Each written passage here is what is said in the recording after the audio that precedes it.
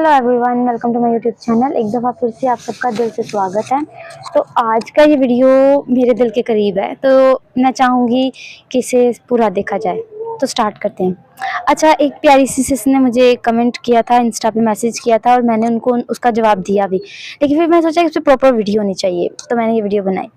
पहली बात तो मैं ये कहूँगी प्यारी सिस्टर या सबको जो मेरी जैसे हैं, जो मुझसे मेरे से मतलब मेरे जैसे ही हैं, ज़िंदगी किसी की भी आसान नहीं है, ठीक है। हर इंसान अपनी ज़िंदगी में कहीं ना कहीं परेशान है कहीं ना कहीं वो परेशानी झेल रहा है। स्टडी की हो, फैमिली की हो, जिम्मेदारियाँ, जॉब, बहुत सारी चीज़ें इंसान के साथ इस टाइम ना स्ट्रगल कर रहा है इंसान, ठीक है। और आज की जो जनरेशन है, जो यंग है, यंग जनरेशन, उन्होंने खुशियाँ मेरे हिसाब से देखी ही नहीं है। उन्हें पता ही नहीं है कि खुशियाँ होती क्या हैं, एक दूसरे के साथ रहना क्या होता है। क्योंकि आज की जनरेशन ना अंदर ही अंदर से स्ट्रॉन्ग बनने की कोशिश कर रही है, लेकिन वो स्ट्रॉन्ग नहीं है। उनके पास लॉयल्टी नहीं है, सबसे बड़ी चीज़ लॉयल्टी। फिर वो चाहे लॉयल्टी मोहब्बत में हो, दोस्ती में हो या रिश्तों में हो, लॉयल्टी उनके पास नहीं है। हमने शायद अपने बचपन में वो एक टाइम देखा होगा, मेरे जैसे जो होंगे उन्होंने भी देखा होगा कि जब रमज़ान आते थे तो किस तरह से एक्साइटमेंट बढ़ जाया करती थी। और फिर जब चांद रात आती थी तो हम कपड़े डिसाइड करते थे कि ये पहनने हैं 3 दिन और यहाँ यहाँ घूमने जाना है। हम बाकायदा लिस्ट बना लिया करते थे कजन्स मिलकर। तो आज के टाइम पे ना वो चीज़ें मेरा नहीं ख्याल के हैं, बहुत कम है, अगर हैं तो बहुत कम है।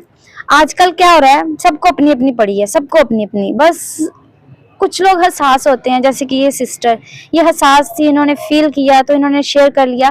मैं शुक्रगुजार हूँ तुम अल्लाह ताला की और फिर तुम सबकी कि तुम लोग मुझे अपना समझते हो, मतलब मुझे अक्लमंद समझते हो, मुझसे अपनी परेशानियाँ शेयर कर लेते हो।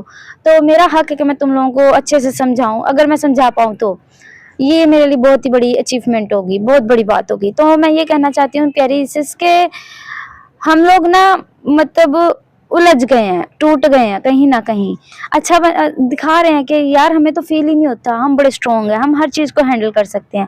लेकिन ऐसा नहीं है, हम अंदर ही अंदर घुट रहे हैं क्योंकि हम अपने दिल की बात खुल के किसी को बता ही नहीं पा रहे। ऐसी बहुत सारी बातें हैं हमारे दिलों में दफन, जो हम कहना तो चाहते हैं लेकिन कह नहीं पाते।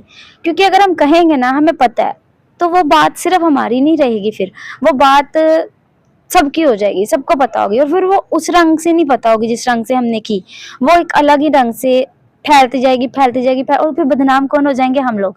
इस बात से डरते हुए हम अपने दिल का हाल भी बयान नहीं कर पाते, अपने दिल में उस चीज़ को दबा के रखते हैं, और वो फिर हमारे लिए क्या बनती है, डिप्रेशन, परेशानी, घुटन, हम घुटते हैं।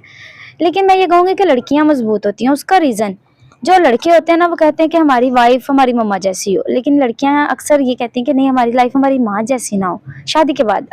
असल एक्चुअल में उसका रीज़न, लड़के माँ की मोहब्बत देखते हैं, माँ का अच्छा वो रूप देखते हैं जो माँ उनको दिखाती है। लेकिन बेटियां जो क्योंकि हर टाइम माँ के साथ होती हैं, तो वो माँ के टूटे हुए ख्वाबों को भी देखती हैं, माँ के सेक्रीफाइसेस को भी देखती हैं, माँ को वो करीब से जानती हैं। कुछ बेटे भी जानते हैं लेकिन हर कोई नहीं। कुछ बेटियां कहेंगी कि हमारी लाइफ हमारी माँ जैसी ही हो शादी के बाद, क्योंकि उन्होंने अपनी माँ को मतलब हर चीज़ करते हुए देखा होता है। तो ये मतलब मिक्स दुनिया चल रही है, मिक्स दुनिया, ठीक है। कोई हमारी तरह बच्चा खुश है, बहुत खुश है, उसे सब कुछ मिला हुआ है, उसे नहीं लगता कि उसे ज़िंदगी में कुछ और चाहिए। लेकिन कुछ हैं मिडिल क्लास हो गए या अपर क्लास के भी लोग हो गए, उनको कहीं ना कहीं अपनी पिछला गुजरा हुआ पास्ट परेशान करता है। बहुत सारी चीज़ें मतलब रिलेट करती हैं इंसान की, जो तकलीफ़ का सबब बनती हैं। तो मैं यही कहूँगी, अगर मेरे में इतनी है कैपेसिटी कि मैं तुम लोगों को समझा सकूं, तो मैं ये कहूँगी कि इसमें तुम लोगों की कोई गलती नहीं थी। जो भी हुआ वो तुम लोगों के नसीब में लिखा हुआ था, ठीक है। अगर कोई तुम लोगों को नहीं समझ पा रहा तो वो उसका लॉस है, तुम्हारा नहीं। तुम तो लॉयल हो। अगर किसी ने तुम्हें चीट कर दिया तो वो उसका खमियाजा वो खुद भुगतेगा, तुम नहीं। तुम लॉयल थी तो तुमने अपना 100% दिया। अब सामने वाले ने नहीं दिया तो इसमें तुम्हारा फॉल्ट नहीं। अगर तुमने लिमिट क्रॉस भी कर दी तो वो तुम्हारी लाइफ एक तुम्हारी किस्मत में लिखा जा चुका था। उस पर रिग्रेट मत करो अब, क्योंकि जो हो चुका वो हो चुका। उस पर रिग्रेट करके खुद की सेहत के साथ खिलवाड़ करना, ये तो अक्लमंदी नहीं है ना मेरी जान। मतलब हम सबको एक ही ज़िंदगी मिली हुई है, और अगर इस एक ज़िंदगी में भी हम लोग अपने आप को, अपना साथ हम खुद ही ना दें तो क्या ही फायदा, मतलब हम अपने साथ खुद भी ना खड़े हों। देखो तुम अपने आप को अंदर ही अंदर खुद खत्म कर रही हो। मैंने पहले भी कई दफ़ा बोला है कि कोई किसी के लिए नहीं खड़ा होता, कोई किसी का साथ नहीं देता, कोई किसी के लिए कुछ नहीं करता। खुद की खुशी खुद ही ढूँढनी पड़ती है, खुद को खुद खुश रखना पड़ता है, खुद के लिए हर चीज़ खुद करनी पड़ती है। तो तुम्हें भी सब खुद करना है, तुम्हारे लिए कोई नहीं आएगा। अक्सर ऐसा होता है कि हम अपने माँ-बाप से भी वो शेयर नहीं कर पाते जो हमारे अंदर चल रहा होता है। हमें समझ नहीं आ रहा था, तो मैं यहाँ पे ये कहूँगी कि अल्लाह ताला है ना, उसको बताओ, उनसे ज़िक्र करो, वो तो सुनता है और वो हल भी करता है। मैं तो ये कहूँगी कि अगर कुछ हो गया ना ज़िंदगी में, भूल जाओ, अल्लाह के हवाले कर दो, क्योंकि वो रब्बुल आलमीन है, वो बेहतर जानता है, वो हमारी किस्मतें, आने वाला कल सब जानता है। वो नीयत देखता है, दिल देखता है। तो परेशानी हर मसले का हल नहीं, अगर परेशानियों से मसले हल हो रहे होते तो फिर तो मैं ज़्यादा परेशान होती। मैं तो सर पकड़ के बैठी रहती, या सर पे कपड़ा बांध लेती कि यार मैं तो बड़ी परेशान हूँ, मेरे तो मसले ही हल नहीं हो रहे। मेरे मसले क्या हैं? मेरी कैट्स हैं, डॉग्स हैं, वो मैंने अपने दम पे रखे हैं, किसी के तो नहीं ना। अब आस-पास के लोग उस बात पे लेके लड़ते हैं। एक घर तो ऐसा है यहाँ पे जिनसे अक्सर हमारी मुँहमारी हो जाती है, अक्सर। उन्हें अगर मेरा डॉग बाहर चला गया घूमने तो वो लड़ना शुरू, तेरे घर तो नहीं आया ना? तो यार ये भी तो एक परेशानी है ना, तो फिर तो मुझे भी लेनी चाहिए। मुझे भी अपने चेहरे पे रिंकल्स वगैरह, मैं 23 इयर्स की हूँ या 4 इयर्स की। यकीन करें, अभी तो तुम लोग तो मुझे वीडियो में देख रहे हो, जो मुझे रियलिटी में देखते हैं वो मानते ही नहीं कि मैं इतनी, मतलब मेरी उम्र ये है।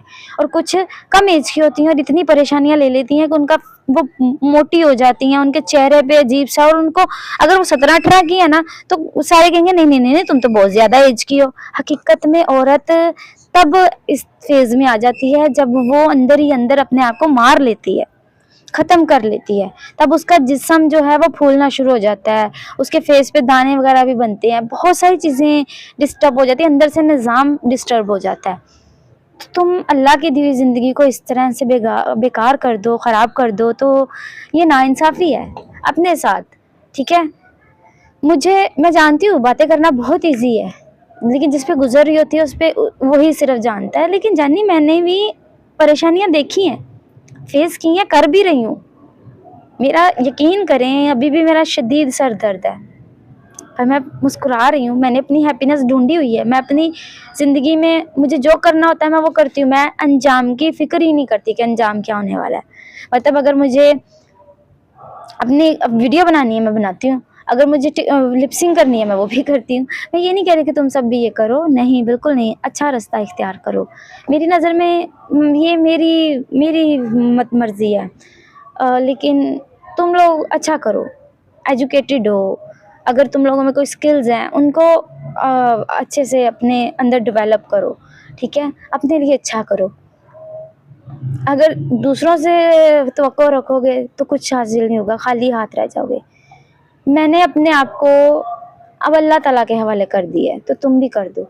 मैं तो ये कहूँगी, मैंने आज दिल से बात की है, आज मैंने कोई भी नहीं सोचा था कि मुझे क्या बोलना है, बिल्कुल नहीं, क्योंकि आज ये बात ना मेरे दिल को बहुत लगी कि आप ही हमारी, मैं इस तरह मेरी नज़र में ना तो खुदकुशी किसी चीज़ का हल है, ना परेशानी लेना किसी चीज़ का हल है। हल सिर्फ अल्लाह ताला की ज़ात है। अपने आप को पुरसुकून रखो, उसके हवाले कर दो। वैसे भी रमज़ान का बाबरकत महीना जा रहा है, अब तो वैसे भी हर चीज़ वैसी नहीं रही, सब बदल चुका है, रिश्तेदार, बहन भाई भी, मतलब वो सुकून, वो प्यार भरे माहौल, जब एक साथ टीवी देखना, एक साथ खेलना कूदना, एक साथ ईद की तैयारी करना, एक साथ रमज़ान को एंजॉय करना, वो सब ख़त्म हो चुका है। लेकिन फिर भी अपने आप के साथ तुम खुद तो हो ना। अगर मेरी बात से किसी को ना बुरा लगा हो तो मैं माफ़ी चाहती हूँ, मगर मुझे उनकी बात सुन के थोड़ा-सा हुआ था, मुझे लगा कि ये शायद वो मैं हूँ पुरानी वाली।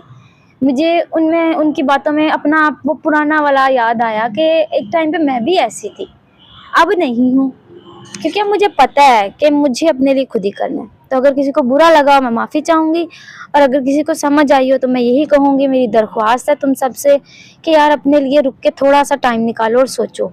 खुश रहने का हक तुम लोगों को भी है, सबको है। फिर मिलते हैं किसी नेक्स्ट वीडियो में। हाय, मेरा ये वैसे काम नहीं है लेकिन मैं करने लगी हूँ और मुझे कब थोड़ा-थोड़ा मज़ा भी आने लगा है। तो खुश रहें, अपने खर्चे पे खुश रहें और आबाद रहें। अल्लाह हाफ़िज़।